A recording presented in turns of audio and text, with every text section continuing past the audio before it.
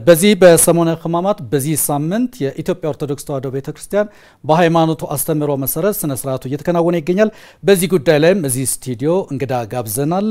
እንግዳችን መጋቤ ሐዲስ መምህር ተስፋ ሚካኤል መለሰ በሰሚት ኪዳነ ምህረት ቤተክርስቲያን የሐዲስ ኪዳን መምህር ናቸው። እንኳን ደህና መጡ። እንኳን ደህና ቆያችሁ። እሺ ሰሞነ ሕማማት ነው። አሁን ስነ ስርዓቱ እየተከናወነ ይገኛል። አምልኮ ስፍራዎቹ ምን ማለት ነው? ሰሞነ ሕማማት ከሚለው እንጀምር።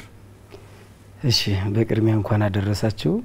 ሰሞነ ሕማማት ማለት የጌታችን የመድኃኒታችን ኢየሱስ ክርስቶስ ሕማሙን ሞቱን የምናስብበት ነው። ለሰው ልጅ ሲል ከሰማይ ሰማያት ወርዶ በሰው ስጋ ተወስኖ በሰው ስጋ ተገልጾ ከመቤታችን ተወልዶ በተገለጸው ስጋ የመጣበት ዓላማ የሰው ልጅ ለማዳን ነውና የሰው ልጅ ሊያድን ሲል እንግዲህ ወድለት ወደ ሆሳዕናን አድርጓል። ከዛ ቀጥሎ ባለው ደግሞ እሱ የሚሰቀልበትን እሱን የሚገርሉበትን አይሁድ የመከሩበት ነው። በአጠቃላይ ከሰኞ ጀምሮ ያለው ስለዚህ መከራውን መሰቀሉን መቸንከሩን መገረፉን 6666 ጊዜ ተገርፏል።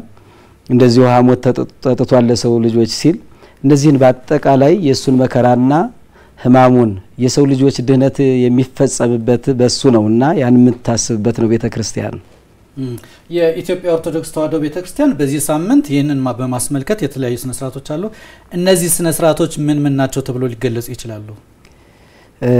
የምታከናውነው በአጠቃላይ መጀመሪያው እነዚህ ትልቁ የክርስቶስን ሕማምና ሞቱን ማሰብ ነው። ትልቁ ዋናው ሐሳቡ ያን ደግሞ የጸሎት ስርዓቶች አሉ። ይሄን የምታከናውንባቸው ኪርያላይሶን እያለ 41 ጊዜም ስግደት አለ። ያን የስሙን እያነሱ ስሙን እየጠሩ ስግደት ይከናወናል።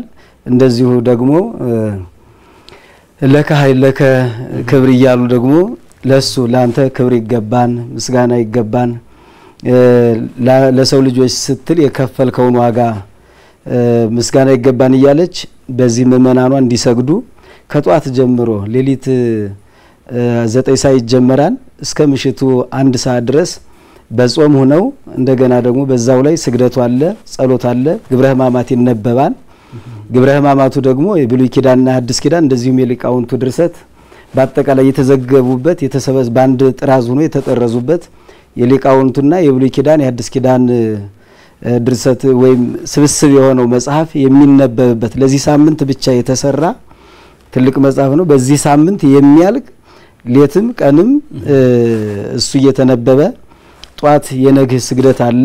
ነገ ላይ የምታከናውነው ስርዓት አለ። የሚነበበው መጽሐፉ ንባቡ አልቆ በዛ ላይ ስግደቱ አለ መልክአ ሕማማቱ አለ።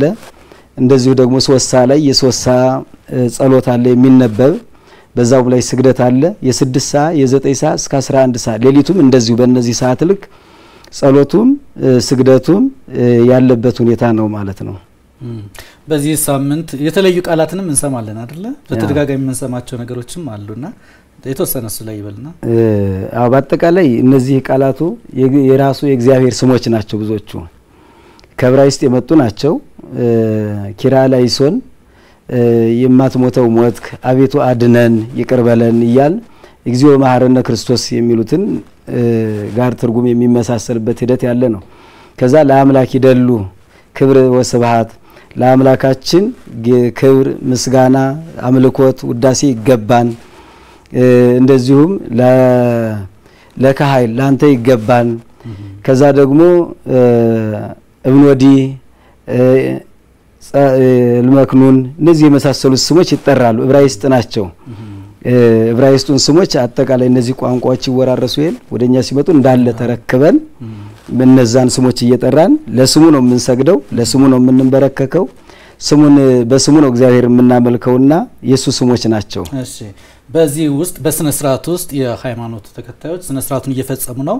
ከዚህ ጋር በተያያዘ ደግሞ ለሀገር ሰላም ከመጸለይ አንፃር አጠቃላይ ጸሎትም አለ ሀገራዊ ጉዳዮችም አሉና ከምእመናኑ ምን ይጠበቃል? እዚህ ላይ በአጠቃላይ በዚህ ጊዜ የሚጠበቀው ከምእመናኑ ፍጹም ክርስቶስን መምሰል ነው። ቤተክርስቲያን የምታስተምረውም እሱን ነው።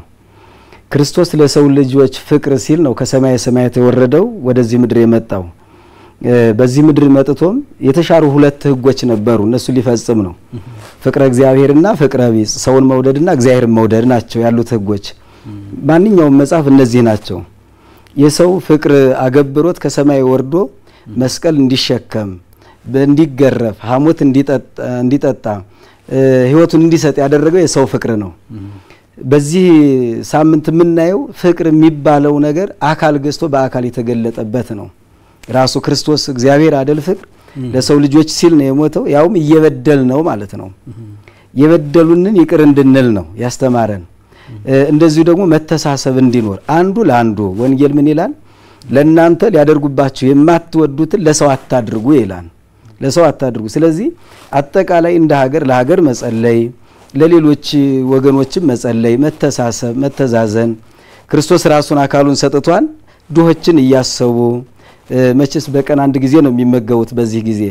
በቀን አንድ ጊዜ የሚመገቡት ጧት የሚመገቡትን ለድሃ እንዲያደርጉትና የበለጠ ክርስቶስን እንድንመስል መከራ ሞቱን መከራ መስቀሉን እያሰብን እሱን ስናስብ ደግሞ በህሊናችን ለሰው ልጆች ሲል ይሄን ያደረገ የሰው ልጆችን ክብር እናያለን ትልቅ የሰው ልጅ እንደ ተራ የሚታይ ነገር አይደለም ትልቅ ህይወት ክርስቶስ ህይወቱን የሰጠለት ትልቅ ፍጥረት ነው ክቡር ፍጥረት ነው ስለዚህ የሰው ልጅ መውደድና ለዛ ደግሞ የሚገባውን ማድረግ እንደሚገባ ክርስቶስን መምሰል እንዳለባቸው ታስተምራለች ቤተክርስቲያን ያንንም እንዲያደርጉ ነው ቤተክርስቲያን የምታዘው መጋቢ አዲስ መምህር ተስፋ ሚካኤል መለሰ እዚህ ስቱዲዮ ድረስ ለሰጡ ማብራሪያ እናመሰግናለን እግዚአብሔር ይስጥልኝ እኔም አመሰግናለሁ